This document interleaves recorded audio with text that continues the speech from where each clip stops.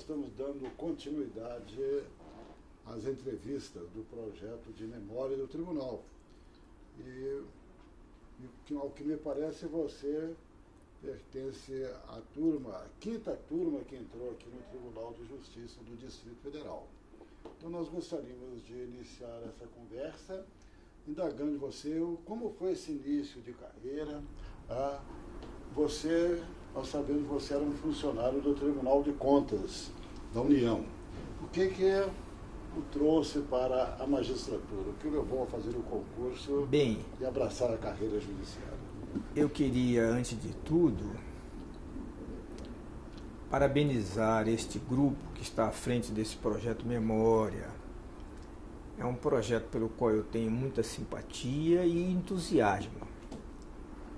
E a razão é a seguinte: entendo que é importante registrar fatos e história de pessoas que acabaram fazendo a história dessa justiça.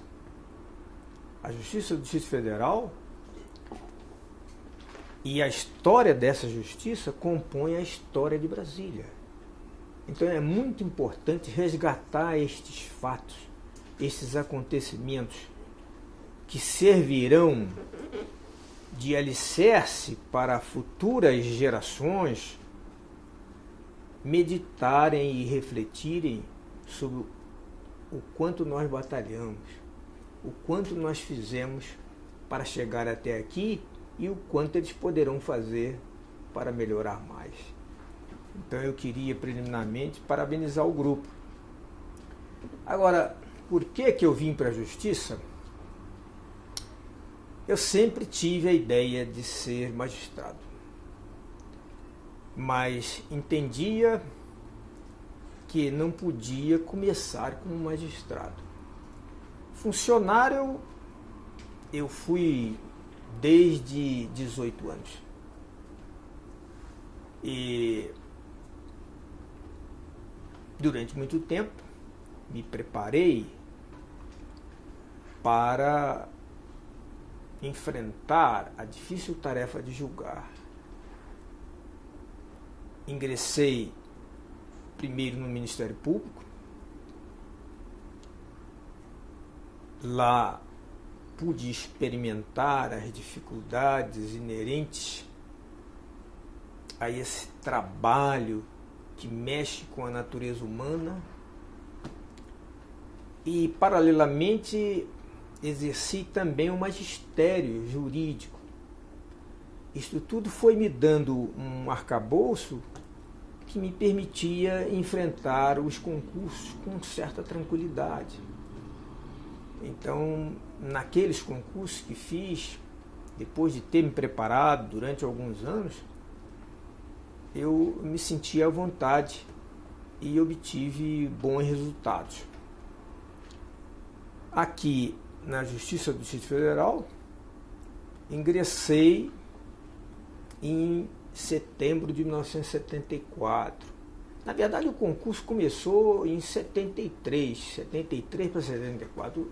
Os concursos para a magistratura, eles são demorados. Até hoje são demorados porque há muitas etapas.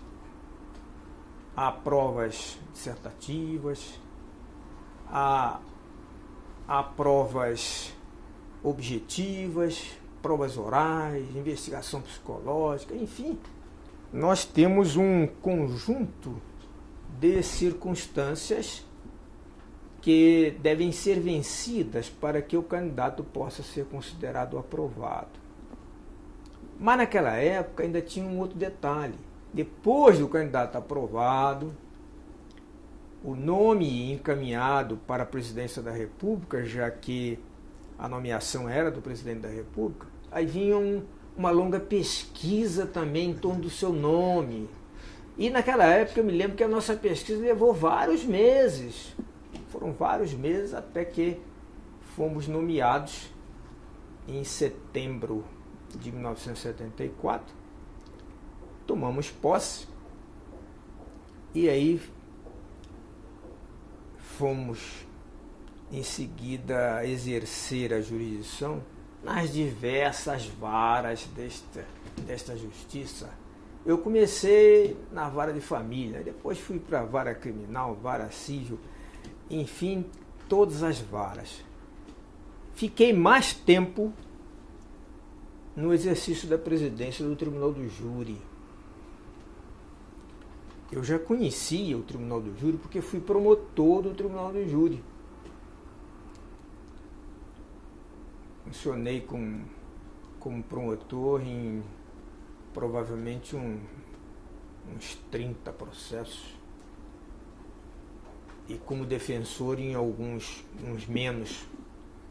Mas como juiz, fiquei mais, porque o juiz, eu fiquei lá uns 10 meses, presidi muitos julgamentos, além de despachar os processos da execução criminal, que era comum, a primeira vara acumulava o júri e a execução criminal. Bem, eu sempre tive a minha concepção sobre o Tribunal do Júri.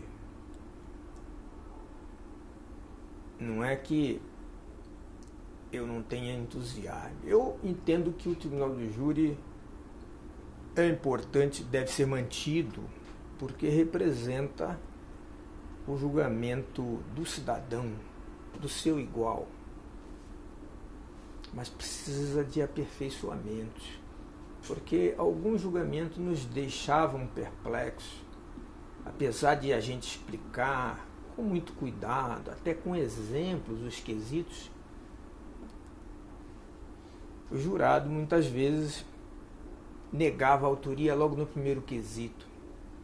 Aí passei a dar o seguinte exemplo: os senhores podem fazer, os senhores são soberanos e podem responder sim ou não sem ter que explicar por quê. Eu penso que essa instituição precisava ser aperfeiçoada e creio que os cabinados seria a solução. Mas para isso, o lugar apropriado é o Congresso Nacional. Dentro aí da sua atuação como juiz do Tribunal do Júri, você chegou a presidir algum júri marcante na história de Brasília? Presidi alguns júris não tão famosos, mas importantes,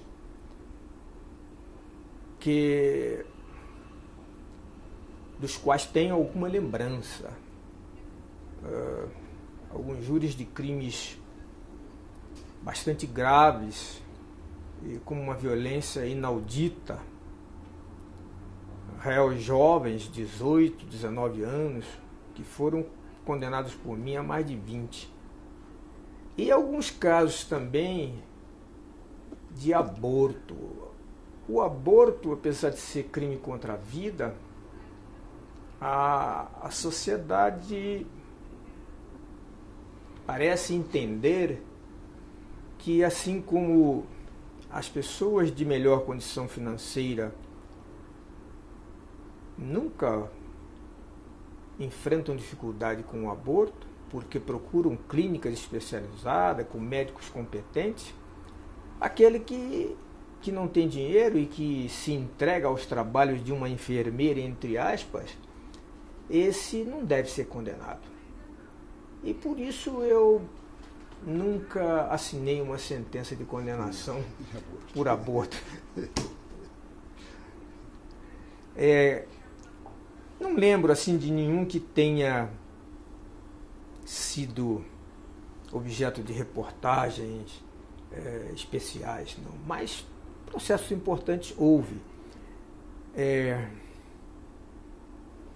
Eu atuei num caso, mas já aqui no tribunal, que depois eu faço, do assassinato do jornalista Mário Eugênio. Como foi sua carreira aqui no Tribunal de Justiça, desembargador? Pois é, antes de chegar aqui, desembargador, eu ainda passei pela titularidade como juiz da vara de família, terceira vara de família, que instalei e que funcionou maravilhosamente até atingir o número 1000 de processos. Depois a coisa começou a ficar mais difícil, mas até ali funcionou muito bem. a ponto de um advogado um dia entrar no meu gabinete para reclamar por que o inventário dele tinha terminado. Ele dizia que o inventário era dele, mas não era dele. Ele dizia o seguinte, que estava perplexo, que tinha feito um contrato de honorários de 2 anos com o cliente e eu terminara o inventário em 3 meses. Ia dar prejuízo, aí advogado. Tive que explicar a ele que o inventário não tinha nenhum mistério, já tinha sido ouvido a Fazenda, o Ministério Público, e a vara estava em dia, então, por isso, o processo terminou mais rápido. Mas esse advogado, durante algum tempo, considerava que eu tinha dado a ele um prejuízo. Conspirou contra um prejuízo por causa disso. E dali fomos para... Ah, sim, houve um detalhe importante durante a minha jurisdição na vara de família, foi a entrada em vigor da lei do divórcio. A lei do divórcio, depois de muitos anos de tentativas no Congresso, ela acabou sendo aprovada. Mas dizia-se que ia ser a dissolução dos costumes. Nós vamos ter um caos na família brasileira. Não foi nada disso. Quem tinha problema tinha, quem não tinha ficou do mesmo jeito. Mas fizemos muitos divórcios. E eu me lembro de uma separação judicial, essa sim de algum realce, porque envolvia um réu que era um empresário vitorioso, de situação econômica muito boa. Ele era sócio majoritário de uma granja aqui no sul de Minas, no Triângulo Mineiro. Não sei se vocês poderiam identificar, eu não sei se devo descer a nomes, mas o fato é que esse homem, apesar de uma condição financeira muito boa, se negava a pagar alimentos. Mas nada impede você dizer o nome, não. Essa granja era tão grande que quando você chegava ali na entrada de Uberlândia, você via uma enorme construção, estava escrito Granja Resende. Pois bem, esse homem se negava a pagar alimentos para a ex-mulher. Isso estava mais ou menos dentro da normalidade. Mas também para os filhos. E juntou aos autos do processo algumas fotografias da casa dele. De tão modesta era a casa que dava pena. Mas o fato é que nós fixamos a pensão num valor razoável, pelo que era notório, né? A vara de fazenda pública, terceira vara de fazenda pública. E lá enfrentamos também alguns casos bem difíceis de processos de ações possessórias por ocupação irregular do solo do Distrito Federal. Já naquela época, incidente. Alguns de ações contra a Terracap, nas quais se postulavam indenizações gigantescas. Eu me lembro de um cidadão que propôs uma ação contra a Terracap, na qual ele alegava que era dono de todo o setor de indústria e abastecimento. Bem, ainda durante a fase da contestação, eu fiquei pensando, se esse cidadão vence essa ação, a Terracap não tem como pagar, nem vendendo tudo que ela tem. Mas o certo é que a prova que ele trouxe era muito fraca. Ele trouxe lembro como se fosse hoje, um folheto de um loteamento feito em 1922 e de umas primeiras tratativas dele com o dono lá, com o pretenso dono das terras. Na verdade, prova mesmo de propriedade ele não trouxe nenhuma e não tinha também prova de posse. E aí a ação foi julgada improcedente. Mas essa foi uma da que eu me lembro no momento. Havia muitas outras. Muitas e muitas outras. E o fato é que já naquela época começavam a nascer esses condomínios que hoje aí ocupam as manchetes e ocupam boa parte do tempo de preocupação do governo local.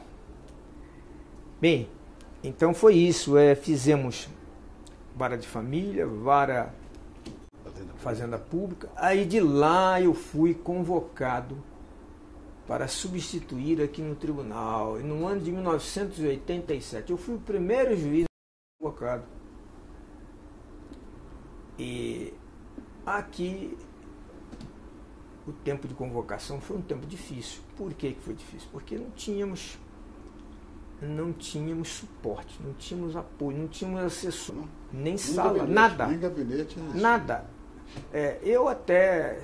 Aquela época foi uma época difícil. E foi naquela época que eu acabei relator do processo do jornalista Mário Eugênio.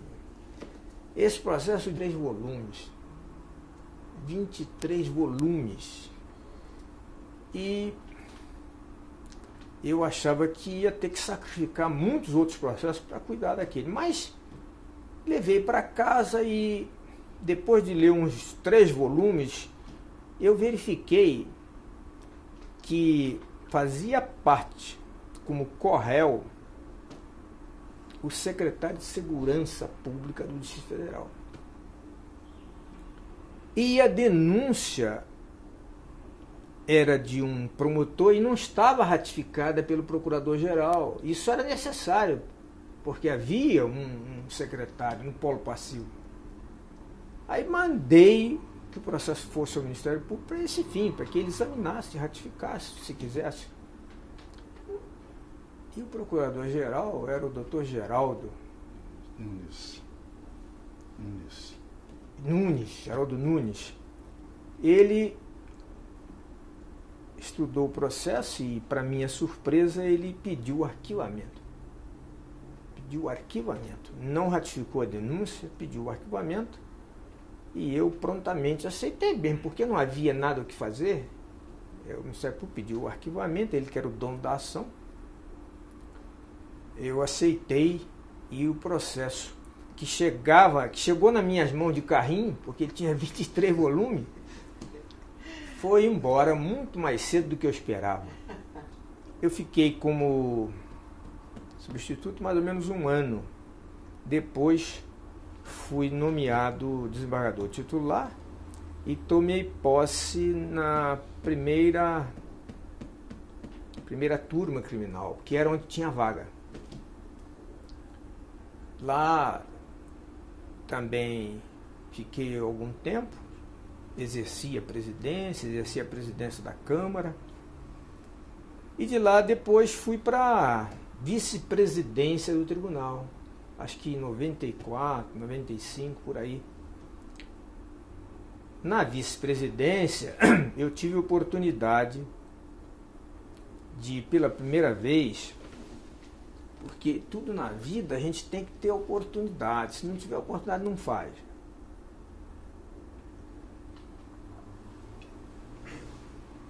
Pela primeira vez, poder pôr em prática a minha ideia de que a gente precisava tornar os nossos serviços mais eficientes, mais céleres. Aí, já na vice-presidência, tomei conhecimento de que havia 300 processos parados nas varas cíveis, prontos para julgamento, conclusos para sentença.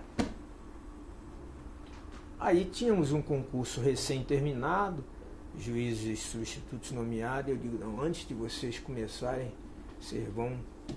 nós vamos fazer um mutirão.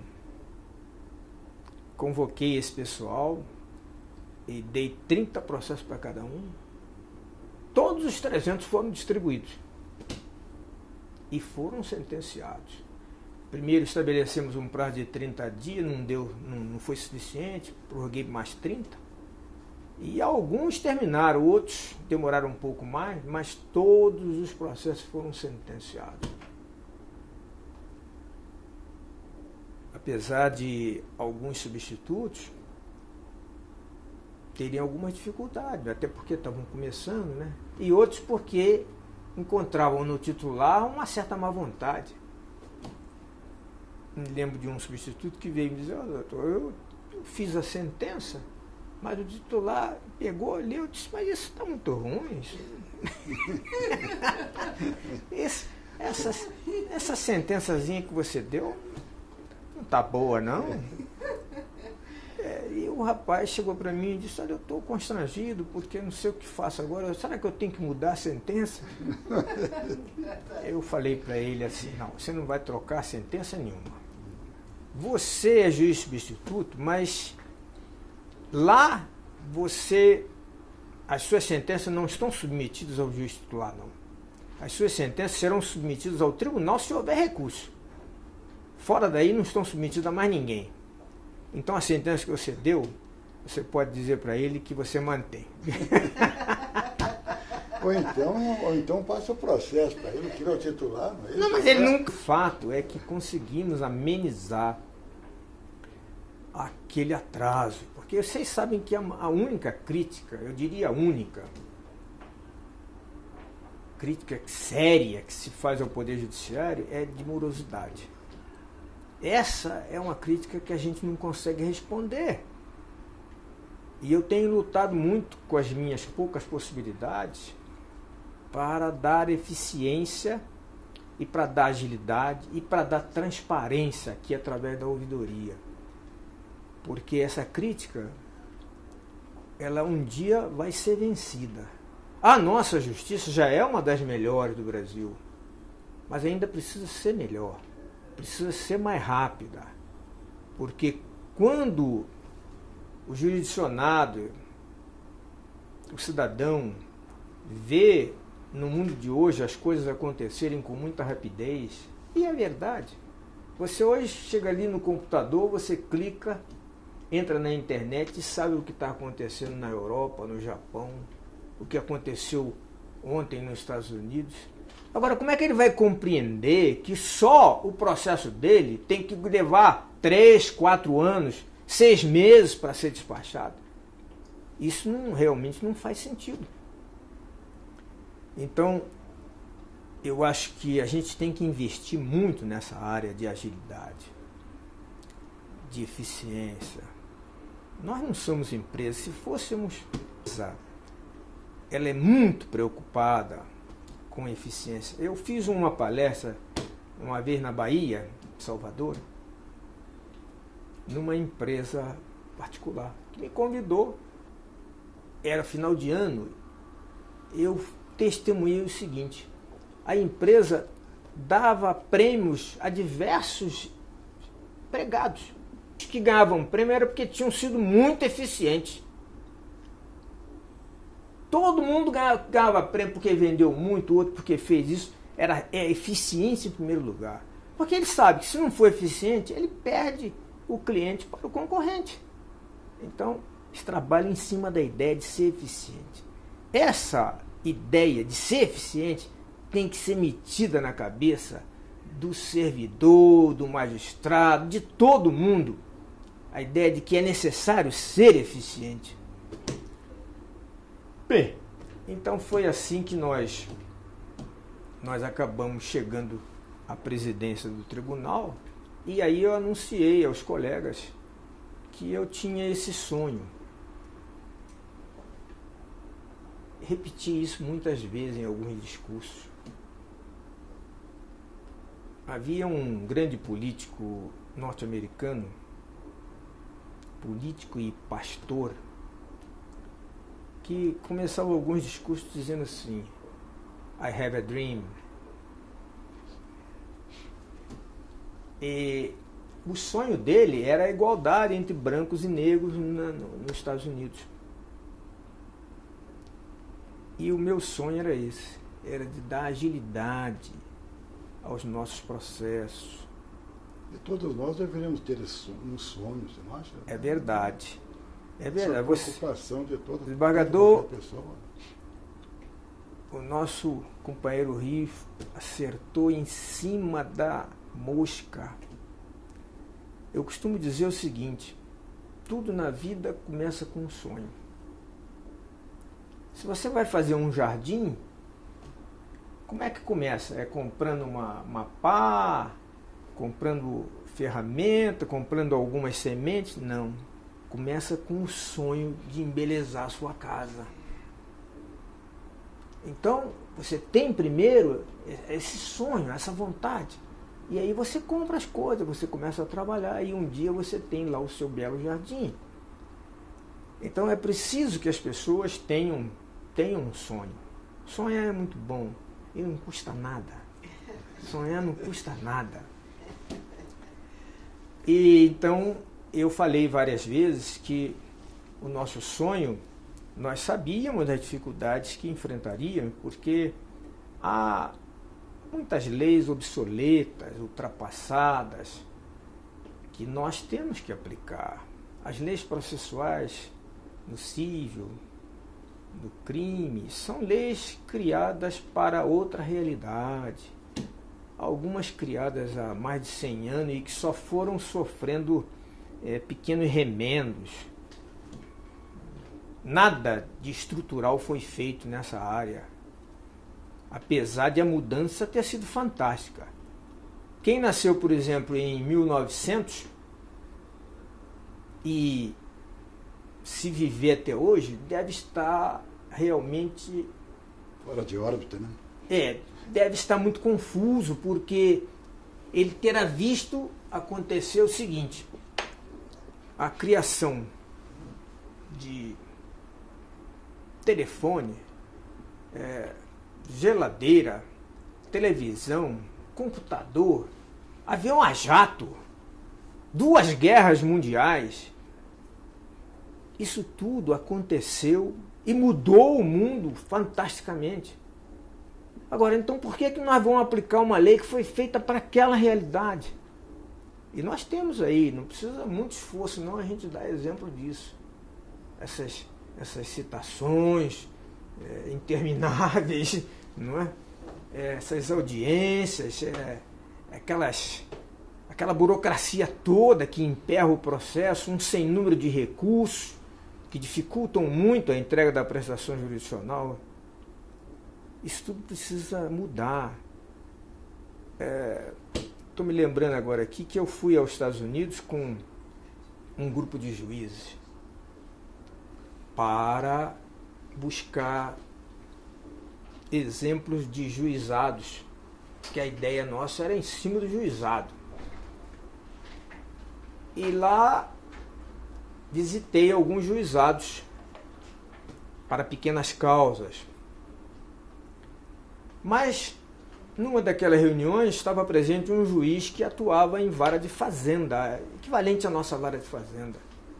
Aí aproveitei pela curiosidade: o senhor tem aqui alguma dificuldade para fazer cumprir as decisões quando o Estado é condenado a pagar? Ele ficou olhando para mim assim, meio assustado. Não, o Estado é condenado, ele paga, no outro dia ele paga. Eu falei: mas o senhor não tem aqui, não tem demora, não tem dificuldade? Não, senhor, não tem. Se demorar muito, eu mando o xerife lá.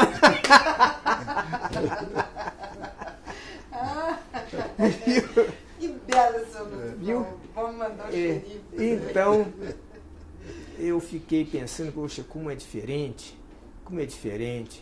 A gente tem lá uma coisa chamada precatório que dificulta muito e chega a constranger o juiz, que depois de ver que deu a sentença, mandou o ofício, fez tudo, e a decisão não é cumprida e não há muito meio de torná-la efetiva, não. Mas o nosso trabalho foi muito forte em cima do juizado. Por quê? Porque não era possível pegar o processo tradicional e dar celeridade nele sem mudar as leis. Então eu fui atrás de um projeto nosso que estava no Congresso Nacional, que, entre outras coisas, tinha os juizados. Nós já tínhamos aqui um juizado de pequenas causas, mas era só um lugar para fazer acordo, não tinha jurisdição. Cheguei lá, fui ao gabinete do líder do governo. E ele virou para mim e disse, esse projeto não passa. Mas, expliquei, deputado, o tribunal precisa disso. O que mais cobram da justiça é a celeridade. Eu quero implantar os juizados, e o juizado está aqui. Ele falou, presidente, o senhor quer implantar o juizado? O juizado sai, mas o resto não.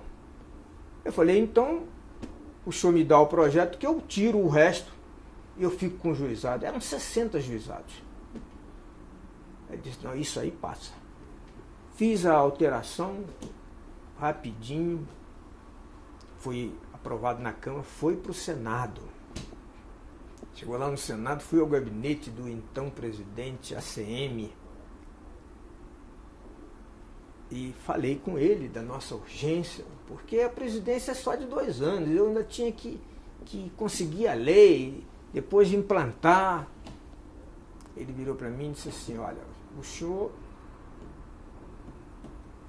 precisa conseguir a urgência urgentíssima. E se o senhor conseguir isso, eu aprovo o projeto aqui. Ele falava assim mesmo, sabe? Eu aprovo o projeto aqui. Virou a lei, nós fomos... Tem até uma foto nossa aí que registra o momento da sanção. Eu estava presente, mais alguns desembargadores, e o presidente Fernando Henrique assinou. Bem, comecei imediatamente a implantar os juizados e implantamos 32. Implantamos o juizado itinerante. Esse tem uma história. Esse juizado itinerante, ele... Por que chamado de itinerante? Porque ele ia... Este que está aqui. Ele era para a população da periferia, para essa camada mais pobre, onde não tinha fórum. Não tinha fórum. Aí eu falei, bem, nós temos que... Não tem fórum, mas eu quero o juizado lá. Chamei o pessoal nosso aí, temos verba, vamos arranjar um ônibus, vamos comprar um ônibus e adaptar o ônibus para funcionar um juizado no ônibus. Aí... Outro dia veio funcionando, não tem verba. Não tem verba. Eu digo, não, mas eu não vou desistir, não. Eu aprendi a nunca desistir. Não vou desistir. Quem é que pode nos ajudar? Nós temos aqui alguns parceiros, eu me lembrei, né? Temos alguns parceiros. O Banco do Brasil é nosso parceiro. Mas é um parceiro que tem contribuído pouco aqui. Quando a gente termina o ano, fazer um jantar de confraternização, ele dá uma ajuda para o jantar e tal. Mas isso é absolutamente insignificante. Eu preciso do ônibus. Aí fui lá ao banco. E o banco primeiro disse, ó, desembargador, não tem dinheiro para isso, é um ônibus novo, ainda vai ter que ser adaptado para funcionar um juizado. Eu falei, bem, os senhores têm os nossos depósitos judiciais, que é uma quantia volumosa, os senhores têm o depósito das contas dos funcionários, inclusive a minha, né? Os senhores precisam dar alguma colaboração a mais para o tribunal. Eu quero implantar isso, não é para mim, é para as populações mais pobres dessa cidade. Se os senhores não podem me ajudar, eu vou procurar ajuda em outra instituição. Eu vou procurar a Caixa Econômica. Quem sabe se eu levando para lá alguns depósitos, eles poderiam nos ajudar. Aí eles... desembargador, o senhor dá alguns dias para a gente rever esse assunto e tal. E aí depois de alguns dias me disseram que a fundação do banco poderia colaborar no projeto. Eu falei, não importa que seja a fundação não, o que eu quero é o ônibus. E a fundação deu o ônibus, comprou o ônibus 0 quilômetro e preparou o ônibus, e o ônibus passava. Fizemos um roteiro, as pessoas eram avisadas, olha, o ônibus vai passar em São Sebastião no dia tal, e lá ia o ônibus. As pessoas que não tinham dinheiro para pagar passagem para vir aqui ao fórum eram atendidas lá. Depois fizemos também este juizado volante. Esse juizado volante também foi uma ideia assim, o carro, a van levava um computador, com naturalmente jurisprudência desses casos, né? Com avaliação de preço de peça, preço de conserto, e as pessoas eram chamadas ali, olha, aqui esse caso, nós não vamos discutir se o senhor é culpado ou não é. Aqui o prejuízo vai ser tanto, vai ser esse, e as decisões costumam ser essas. Vocês querem fazer um acordo aqui, a gente resolve logo isso. Ou se vocês não quiserem, vocês vão cada um procurar o seu advogado, pagar custo, etc. E na maioria dos casos resolvia. Aí criamos essa justiça volante que está funcionando bem até hoje. Mas precisava ser ampliada. A minha ideia era ir atrás do meu parceiro para buscar mais bandas. Mas eu saí da presidência. E você já tinha mostrado o caminho, né? Onde estava a mira do... E então acabamos ficando. Algumas vans funcionam até hoje. A Central Criminal. Ah, sim. Central Criminal é o seguinte. O juizado, vocês sabem que são para pequenas causas, no CIJO até 40 salários mínimos, mas no crime para pequenos delitos, delito punido com sanção mais leve. O que estava acontecendo com esses delitos? Prescrição. Por quê? Porque no cartório os processos de réu preso já vinha com uma tarjazinha vermelha. Os outros não tinham tarja, mas era um processo de roubo, enfim. Os processos de lesão leve, contravenção, eles ficavam para lá. Quando a gente ia ver, prescrita. A prescrição é sinônimo de impunidade. Essas agressões de marido que agredia a mulher ia lá, fazia a ocorrência, o marido era chamado e às vezes era preso, mas poucos dias depois ela ia lá e dizia que queria tirar a queixa. Por quê? Porque não tinha ninguém para comprar o pão. O marido preso, com o que ela sustentava os filhos e a ela mesma, né? Aí eu falei, não, isso precisa acabar. Nós vamos fazer o seguinte. Primeiro eu fui ao governador. É bom que se diga isso, porque ele atendeu prontamente. Disse, governador, precisamos de uma delegacia para delitos pequenos. Eu vou montar uma central, lá vai funcionar uma delegacia, o Ministério Público, a Defensoria, alguns do médico legista e 3 juizados. 3 juizados criminais. Por que 3? Eu digo porque são 24 horas, cada um 8 horas. 8, 16, 24. Então, se você chegar lá, fui ameaçado, um crime de pouca pena, né? Já saía de lá com a sentença. Não tem nada que impeça isso. Lá todo mundo está lá está o promotor, o defensor, não tem advogado, é o defensor. Se teve uma lesãozinha, pode fazer o laudo. Então, saía com a sentença. Agora, o marido que agrediu, ele preso não seria, ele teria uma pena alternativa, mas na segunda vez, porque isso era muito comum, né? A mulher tirava a queixa, 3 meses depois, nova surra. Então isso acabou, pelo menos naquela época acabou. Eu não posso dizer que esteja funcionando tão bem até hoje a Central Criminal. O ministro da Justiça da época, Dr. José Carlos Dias, disse para mim o seguinte: desembargador, isso que o senhor está fazendo aqui é o que eu sempre sonhei.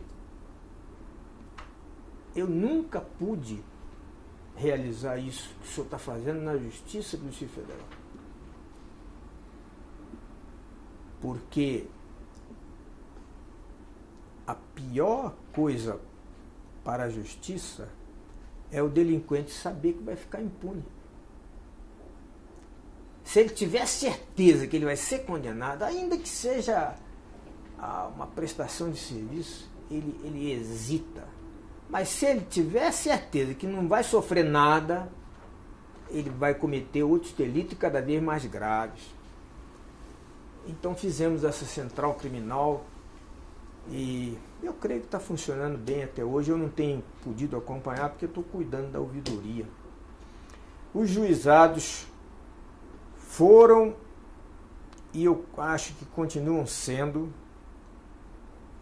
a melhor ideia que se teve na justiça em mais de 50 anos.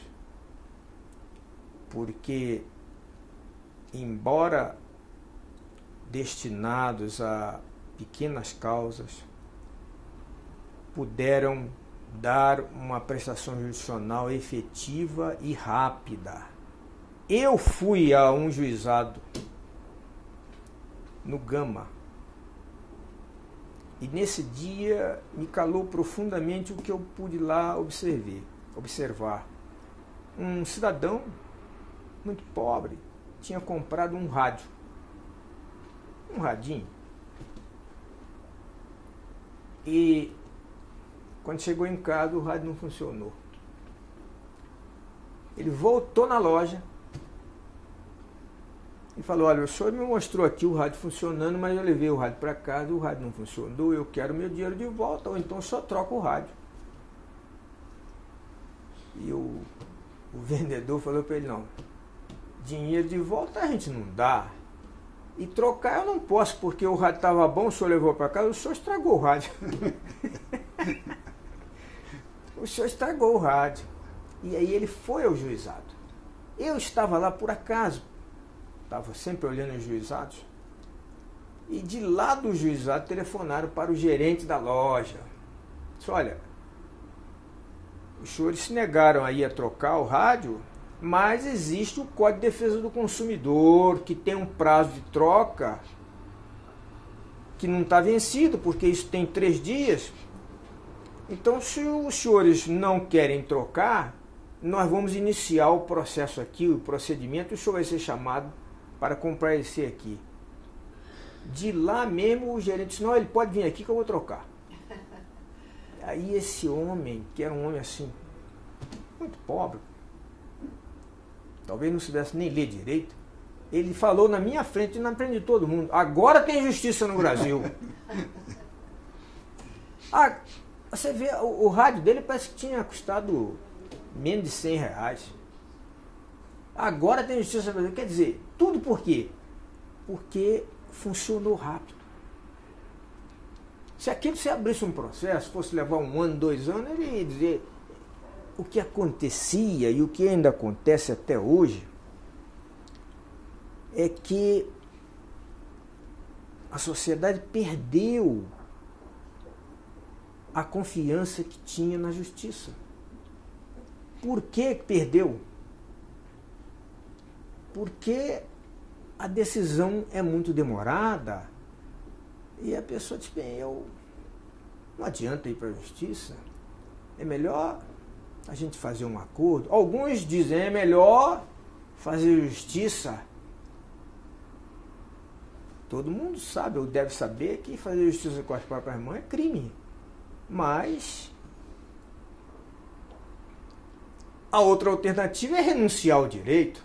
E não se pode também exigir de ninguém que seja obrigado a renunciar ao seu direito. Então, nós precisamos ganhar de novo a confiança da sociedade. E o caminho é esse, é ir atrás de tornar as coisas mais céleres. As decisões, o trâmite do processo e principalmente o julgamento tem que ser acelerado. Isso, nos juizados, enquanto eu estava aqui, o desembargador Mário era meu coordenador, as coisas funcionaram muito bem nos juizados. E hoje eu estou por conta da ouvidoria. Sim. E a súmula do tribunal? Ah, a súmula. A desembargadora Maria Tereza está me trazendo um assunto também importante, mas eu estou agora com receio, acho que já falei demais. Não. Eu vou... Você tem a liberdade aí, o tempo não há limite para esse tempo.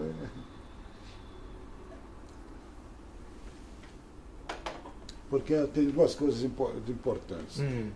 De verificar assim, a sua preocupação com a efetividade da justiça e rapidez. E outro aspecto que me parece importante também, porque toda e qualquer reforma depende muito das pessoas. Eu tenho para mim que o juiz precisa ser um pouco mais ousado, é isso?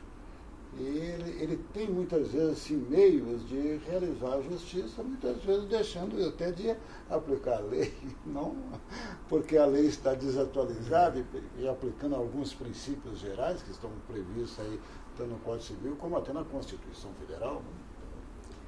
Bem, eu acompanhei mais ou menos de perto a criação da súmula no Supremo Tribunal Federal, porque acompanhava o trabalho do ministro Vitor Nunes e foi ele que tinha um fichário.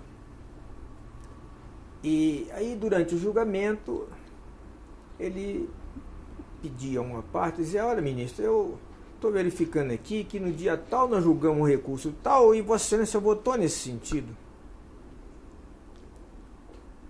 Essas intervenções, de certo modo, começaram a incomodar o tribunal. Eu só gostaria de fazer uma interrupção. Sim.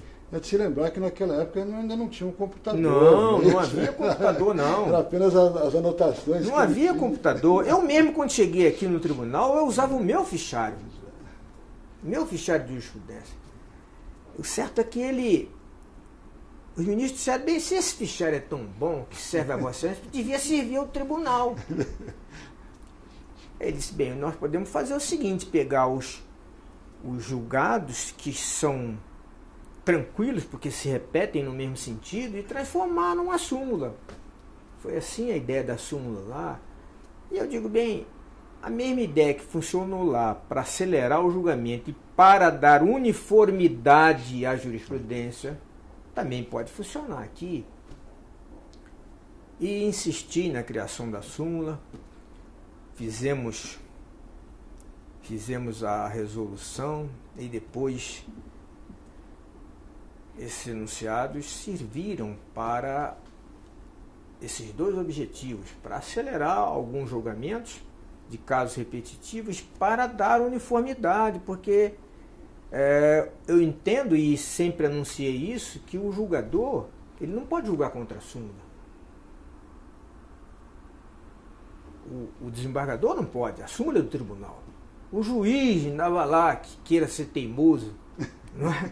Mas o desembargador não pode, o ministro não pode, porque ele tá de acordo com aquela súmula. Se ele não está, o que ele tem que fazer? Ele tem que dizer: bem, eu pretendo rever esse enunciado da súmula, eu quero discutir isso com o tribunal. Agora, simplesmente dizer a súmula é do tribunal e não é minha, não, a súmula é do tribunal, é sua também. Então você tem que julgar de acordo com a súmula. Bem, fizemos aí as súmulas e funcionou bem durante um tempo. Depois tivemos alguns problemas, porque também surgem decisões contrárias do STJ, e aí tem que adaptar a súmula ao entendimento do STJ. Eu acho que nem era assim tão necessário, porque o STJ já foi e voltou várias vezes em temas aí de cláusulas contratuais. Isso, o tribunal, depois de um certo tempo, disse: não, agora temos que aguardar que também lá surja uma jurisprudência tranquila e sólida. Mas a súmula, eu continuo a pensar que ela é muito importante. Primeiro, que ela dá segurança ao advogado, à parte. Você sabe, olha, se tem a súmula, se eu perdi, a sentença foi contra a súmula, eu vou ganhar no tribunal, porque o tribunal vai julgar de acordo com a súmula. Então ela dá segurança às partes e permite que se acelere o julgamento, porque você devia ter uma comissão de funcionários trabalhando junto aos desembargadores só para isso, em busca de enunciados que pudessem servir de súmula ao tribunal. Porque se você deixa só o desembargador com essa tarefa, ele dá preferência aos processos que ele tem que julgar e aí as súmulas vão ficando. Mas o drive-thru foi isso. Os advogados vieram aqui e reclamavam que não podiam, não encontravam estacionamento, não encontravam vaga, então perdiam muito tempo. E também uma reclamação justificável. Justificada. Veio aqui o presidente da ordem, era o doutor Saf, uma comissão de advogados, e eu aí verifiquei que a gente podia resolver isso criando um local onde eles pudessem entregar processo, pegar processo, entregar petição, protocolar. E esse drive-thru foi muito bom para os advogados e para o tribunal. Infelizmente eles trocaram o nome porque acharam que era uma manifestação de língua estrangeira intolerável. Mas eu continuo a achar que não há nenhuma língua pura. A língua portuguesa está cheia de expressões com origem latina, com origem na língua francesa, na língua inglesa. E elas também. O inglês também tem muita coisa do francês, tem alguma coisa do espanhol e até do português. De modo que pura mesmo, não existe língua nenhuma. Eu acho que o nome certo, o nome que pegou, era o drive-thru. O povo não tem dificuldade de falar isso, não. Tanto não tem que eles vão lá, compram o sanduíche com maior facilidade na McDonald's. Só botou, por favor. Então... Ouvidoria. Ah, sim. Bem, a ouvidoria foi a parte final do sonho, porque o sonho era dar efetividade, celeridade, mas faltava dar também transparência. Porque o cidadão, ele percebeu que não tinha como chegar, ele não chegava no juiz. O judiciário para ele era um negócio distante. Inacessível. Eles até achavam que o juiz era um ser diferente, um ser superior, porque não tinha como falar com o juiz. Bom, o juiz realmente não pode ficar recebendo as partes, que são muitas, né? Ele recebe o advogado. Mas as pessoas, quando vinham aqui ao fórum e procuravam saber sobre o seu processo, ficavam sabendo que o processo estava parado há meses, ficava esperando a solução há mais de ano, eles reclamavam. Mas reclamavam com quem? Com o funcionário do cartório, que atendia. Às vezes atendia com urbanidade, mas... E dali ele saía, encontrava o guarda, o segurança no corredor, reclamava também com o segurança. Mas isso não funcionava, isso não dava em nada. Então era preciso criar um instrumento, criar uma ferramenta adequada a receber a reclamação, trabalhar essa reclamação e dar uma resposta. E foi assim que nós entendemos que era necessário criar a ouvidoria no Tribunal de Justiça. Isso também não foi nenhuma ideia original que eu tive, não. Eu vinha acompanhando, lendo alguma coisa, porque após a vigência do Código de Defesa do Consumidor, as empresas privadas começaram a criar as suas ouvidorias. A Folha de São Paulo teve, a Ródia teve, o Pão de Açúcar teve e tem até hoje, né? Toda empresa organizada, né? Passou a ter. Por quê? Porque passou a verificar que precisava dar mais atenção ao consumidor, sob pena de ele não só trocar de fornecedor, como também ele propunha ações de dano moral, dano material e mais. algumas ações acabavam com a reputação da empresa da noite para o dia. Uma reputação construída durante 50 anos pode terminar num dia. Então, era preciso dar mais atenção, porque o código era de defesa do consumidor. O consumidor passou a ter direitos. Ora, se as empresas faziam isso, nós não temos cliente. Nós temos o nosso jurisdicionado. Mas, apesar de não ser cliente, ele precisa ser tratado com respeito, como podemos falar, né? Bem, o tribunal criou a ouvidoria por uma resolução do ano 2000. A resolução foi adotada pelo tribunal e nela eu trabalhei intensamente. Depois disseram o seguinte, olha que eu coloquei indeterminado. Disseram o seguinte, já que você criou isso, você fica sendo ouvidor. Ou você se consagra, ou você se queima, né, menino? Não, eu falei, mas escuta, mas eu pensava numa pessoa que tivesse... Não, mas ninguém tem tempo. Tem que ser um desembargador e a ideia é sua, nós queremos que você fique e tal. Tá bem. Fiquei com muita dificuldade. E depois, depois que eu aposentei, tornaram a me pedir, agora você tem mais tempo. Então, agora que tem menos tempo. Agora... Pois é. Mas como eu sou realmente entusiasmado com a ideia, porque veja, a ideia é de criar um canal de intercomunicação entre o Poder Judiciário e o cidadão. E isso já existe? Não, não existe. Nunca existiu. O cidadão reclamava aí pelos corredores, na porta do cartório. Ele nunca teve direito de reclamar nada. Às vezes reclamava na imprensa, fazia um grande barulho.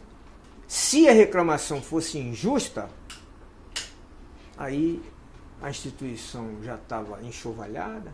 Muitas vezes a autoridade também. E se fosse procedente a reclamação, nem assim ele conseguia, desde logo, o que pretendia.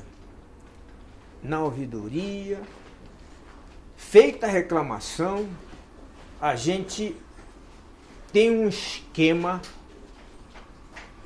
de assistência, tem um esquema de recursos tecnológicos, que na verdade é um software que trabalha no computador, que pesquisa constantemente, e o reclamante vai receber a resposta no máximo em 3 dias. Mas não é só reclamação.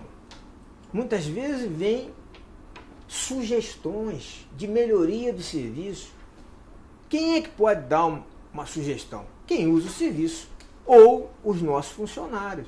Porque os nossos funcionários eles também têm muita colaboração a dar. Eles trabalham aqui dentro, estão mexendo, eles estão vivendo um ambiente. Então, o jurisdicionado, o cidadão, ele tem agora um canal apto. Nós temos aqui, além de uma linha 0800, nós temos o ouvidor virtual. Aí não tem computador, usa o telefone. Não tem telefone, pode usar a carta. Tem que pagar? Não tem que pagar nada. A sobrecarta já é paga antecipadamente. Não tem que pagar nada. Se ele precisa, ele gostaria de uma entrevista pessoal. Pode vir. A gente recebe. A gente recebe e recebe com respeito. Muitas vezes até com um sorriso. Trata a pessoa com a dignidade que ela merece. Eu acho que aí é que está o segredo. Isso é que é ouvidoria. Eu costumo fazer uma diferença muito grande entre ouvidoria e SAC. Vocês já ouviram falar do SAC. SAC é um serviço de atendimento ao consumidor. O ano passado eu dei uma entrevista, não foi uma entrevista, foi uma pequena palestra lá na Câmara dos Deputados, na Comissão de Defesa do Consumidor. E eu contei essa história que eu vou contar agora. Eu mesmo fiz um telefonema para uma empresa de telefonia para reclamar. Aí você é atendido por uma máquina. E a máquina lhe disse: o senhor deseja isso? Diz que número 1. Se deseja aquilo, número 2. Se deseja aquilo outro, número 3. E aí você espera, o sinal disca. Agora abre-se um novo elenco de opções. O senhor pretende aquilo outro, diz que novamente. E só aguarde um pouco, porque nós estamos atendendo, mas no momento está todo mundo ocupado. Tal. Aí, depois de uns 20 minutos, eu consegui falar com alguém que era um humano. E aí essa pessoa disse: o senhor deseja essa reclamação? Ah, sim. Olha, a empresa agradece muito o seu telefonema, mas não é aqui, viu? Eu vou transferir o senhor. Eu vou transferir o senhor para outro setor. Aí nessa hora você já está quase perdendo a paciência, né? Porque é preciso ter muita paciência para aguardar. Esse é o saque. As pessoas são treinadas para trabalhar nesse tipo de serviço. Então eles usam chavões, frases feitas. A empresa tem uma maior satisfação de ouvir o seu telefonema, viu? Mas não resolve nada. Para resolver, precisa ter a ouvidoria. Porque o ouvidor, ele tem um compromisso. O compromisso dele é com a empresa, com a instituição, ou é com o cidadão? O compromisso primeiro dele é com o cidadão. A quem ele representa. O ouvidor é muito diferente daquele ouvidor antigo que veio de Portugal. No Rio tem uma rua chamada Rua do Ouvidor. Era ali que morava o ouvidor. Só que aquele ouvidor, ele representava o rei. Você não podia fazer nenhuma reclamação a ele. Contra ele. Não aceitamos. Não, de jeito nenhum. O ouvidor, ele representa o cidadão. Na empresa privada, ele representa o cliente. Então ele vai atrás de saber se o cliente está com a razão. Por quê? Porque ele sabe que atendendo bem ao cliente, a empresa melhora. A empresa melhora e aumentam os lucros, enfim, a coisa dá certo. Aqui a gente não está atrás de lucro, mas aqui toda vez que o jurisdicionado é mal atendido, o que acontece? Ele sai espalhando para a família dele, para os amigos, que a justiça é ineficiente, demora muito, atrasa, não faz nada direito. É isso que formou essa cultura de que a justiça é demorada, não funciona nada direito. Formou-se essa cultura. Hoje, qualquer pessoa do povo diz: não, para a justiça eu não gostaria de ir, não, vai demorar muito. Pessoas simples dizem isso, porque isso é uma cultura. A imprensa colaborou muito para a criação dessa cultura, desinformando. Eu já falei aqui num seminário para jornalistas, falei: olha, nós precisamos falar a mesma língua. Os senhores falam uma língua, os magistrados falam outra língua. Nós precisamos falar a mesma língua. Nós precisamos ter o mesmo compromisso. Eu tenho compromisso aqui com a verdade. Eu sou obrigado a refletir, a pensar, a examinar o processo com profundidade, porque eu tenho compromisso com a verdade e com a justiça. Aí um certo jornalista me disse: desembargador, mas nós temos compromisso com a empresa precisa vender jornal. É diferente. Pois bem, mas criou-se essa cultura e só há uma maneira de desfazer isso. É dando celeridade aos nossos trabalhos. Mais eficiência, mais celeridade e mais transparência. Porque até mesmo, não faz muito tempo, eu ouvi numa entrevista do excelentíssimo senhor presidente da República a afirmativa de que no judiciário há uma caixa preta. Mas nós não temos nenhuma caixa preta. Aqui, vejam os senhores, tudo que o juiz faz é publicado e é fundamentado. O juiz diz condeno por isso, absolvo por aquilo. O juiz diz cite, publica, é tudo publicado, não tem nada escondido, nada debaixo do tapete. Então nós não temos caixa preta. E a ouvidoria colabora fundamentalmente para que a sociedade acredite na transparência. Porque aqui, o que você mandar para a ouvidoria, eu vou mandar para frente. Nós vamos pesquisar, vamos ver, e o cidadão vai receber a resposta. É assim que eu entendo que o ouvidor deve agir. E, felizmente, nós temos funcionado dessa maneira, com o inteiro apoio da administração, das diversas administrações do tribunal. Nas empresas privadas, alguns ouvidores, a ouvidoria é sempre ligada à direção da empresa ou à presidência. Por quê? Porque se não for assim, veja, você manda para um diretor, digamos, de material, olha, eu recebi uma reclamação aqui, e ele fala, não vou cumprir nada não, você é uma pessoa que tem o mesmo status que eu, e eu não concordo com isso, não vou cumprir. Ele não cumprindo, o cliente fica mal servido e vai falar mal da empresa, vai trocar de empresa. Mas aí entra o presidente da empresa, ou o dono da empresa, diz, não, você vai cumprir sim, você vai consertar isso.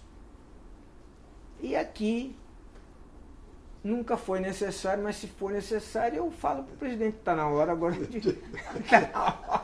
está na hora do presidente entrar nesse negócio aí, porque o jurisdicionado, o cidadão, ele não pode ficar sem a resposta. E até hoje não ficou. Umas poucas vezes, 93% mais ou menos, a gente resolve na ouvidoria, mas alguns casos dependem de ouvir outros órgãos. Aí algumas vezes demora um pouco aí, mas não demora muito também não. A gente cobra uns 15 dias no máximo e aí sai a resposta. Então o segredo é esse, a ouvidoria tem que ser rápida. Tem que ser rápida por quê? Porque ela está lutando para desfazer essa cultura de que o judiciário é moroso. Quantos funcionários? Hoje a estrutura da ouvidoria está melhor. Hoje nós temos mais ou menos uns 12 e temos uma coordenadora, que é uma funcionária muito competente. Eu não faço elogio de graça. Essa senhora, ela já por pouco não foi para o Ministério da Justiça para coordenar a ouvidoria de lá, porque o Ministério ficou sabendo que é uma funcionária competente e queria levar para ganhar mais do que ganha aqui. E ela só não foi porque eu falei, não, mas a ouvidoria nasceu na nossa mão. E ela ainda não está em condições de andar sozinha. Nós precisamos completar o nosso serviço. Desembargador, viu? Eu fiquei impressionado com algumas coisas. Sim. Primeiramente, é a sua nítida compreensão de que justiça é um serviço público.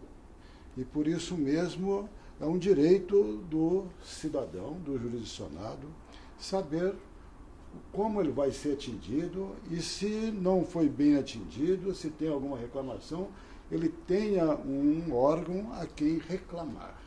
Isso. E também eu gostei muito de uma observação sua, compreende? Do compromisso no aperfeiçoamento, na rapidez, na eficiência da justiça. Eu gosto sempre de dizer que me agrada muito aquela ideia da igreja reformada, mas os evangelhos muitas vezes esquecem daquela acréscimo. A reformada sempre era reformanda. É preciso a gente estar bem atento para este aspecto. É de que o mundo está numa mudança, numa velocidade espantosa, e nós muitas vezes ficamos paralisados. Quem está paralisado hoje está andando para trás. Essa é a grande verdade. E sabemos também da sua preocupação no aperfeiçoamento, na criação de um centro de estudos, de aprimoramento, tanto para juízes, para os servidores. E nós gostaríamos de ouvir um pouco a esse respeito desse centro de formação e de aperfeiçoamento. O nosso companheiro Dr. Rio está me desafiando por uma nova palestra. Inicialmente, eu devo dizer que realmente o direito de acesso à justiça é um direito fundamental do ser humano. Essa afirmação não é minha, não. Thomas Jefferson já dizia isso. Há alguns direitos que o cidadão nasce com ele. O direito à vida, o direito à liberdade, o direito à justiça. Se você não tem direito de acesso à justiça, até mesmo o direito à vida pode periquitar. Você tem que ter direito ao acesso à justiça, porque você não pode fazer justiça com as próprias mãos. Também não pode ser obrigado a renunciar aos seus direitos. Então você tem que ter acesso. Agora, como pode se considerar? A Constituição diz, não, nenhuma lei pode retirar da esfera do Poder Judiciário a lesão a direito. Não pode. Mas isso é uma garantia formal. Porque se a justiça é cara, é lenta, se as leis são ultrapassadas, não há acesso real, há formal. Mas, a propósito do aperfeiçoamento, essa é também... Tudo vai acabar na ideia de que precisamos ser eficientes. Como é que você pode ser eficiente se você tem, digamos, um juiz que fica perplexo com uma questão? De um juiz que ele até sabe direito, porque ele passou em um concurso, mas ele não sabe despachar.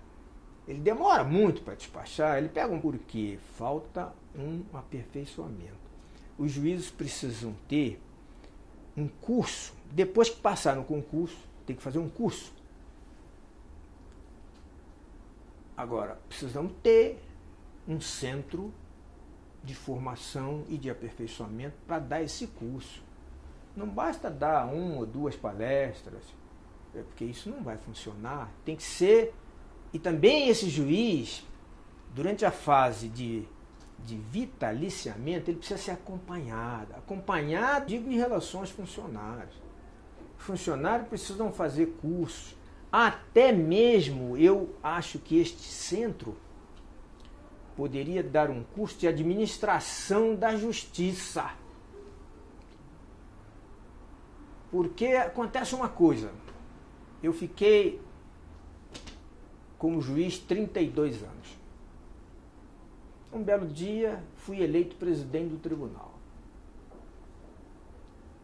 E aí, eu que vinha cuidando de estudar direito civil, penal, processo civil, processo penal, de repente começaram a chegar na minha mesa processos administrativos, de administração material, pessoal, segurança, informática. É claro que para isso tudo eu não estava preparado. Aí os senhores diriam, não, mas existe uma assessoria? Existe. Existe, mas a gente precisa ter uma certa compreensão desses problemas, porque a responsabilidade é de quem assinar.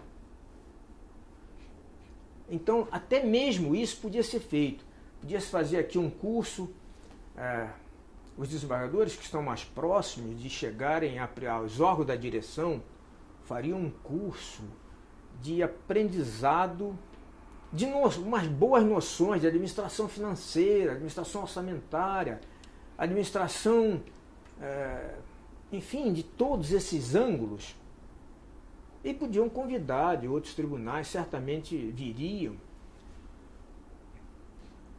Porque é um livro que fala sobre esse tema. Diz assim, todos somos incompetentes. E você, quando fica competente, lhe tiram dali e botam para outro lugar.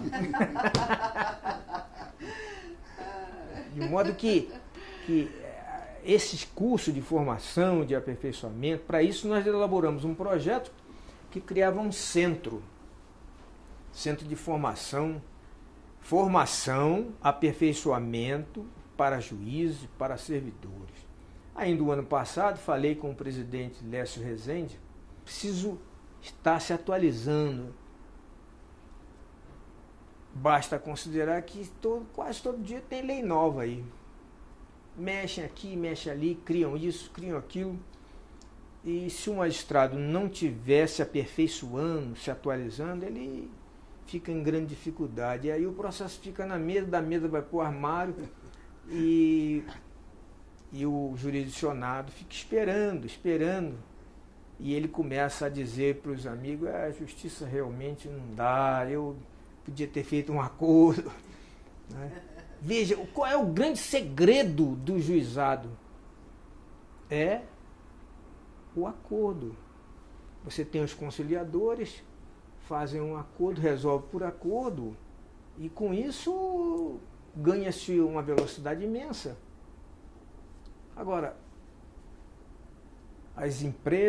algumas empresas não querem mais fazer acordo. Por que não querem mais? Porque estão percebendo que alguns juizados estão ficando cheios de processo.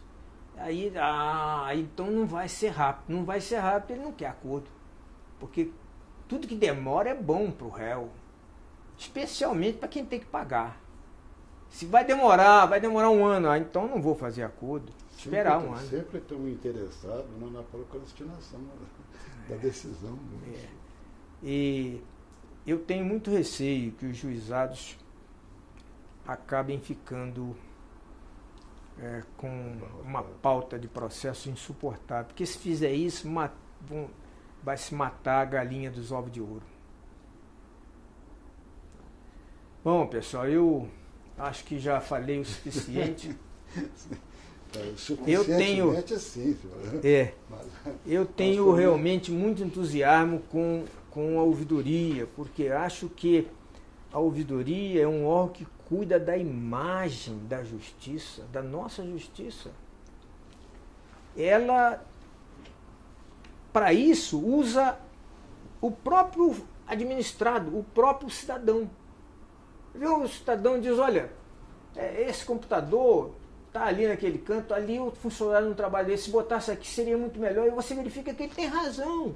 Por quê? Porque ele tá sofrendo com isso. Então a pessoa que usa o serviço, que frequenta, que vivencia, ele tem condições de dar uma sugestão. E nós estamos, felizmente, com uma ouvidoria de muito sucesso e que é referência nacional. Eu tenho sido convidado para fazer algumas palestras aí, não é porque eu seja bonito, não.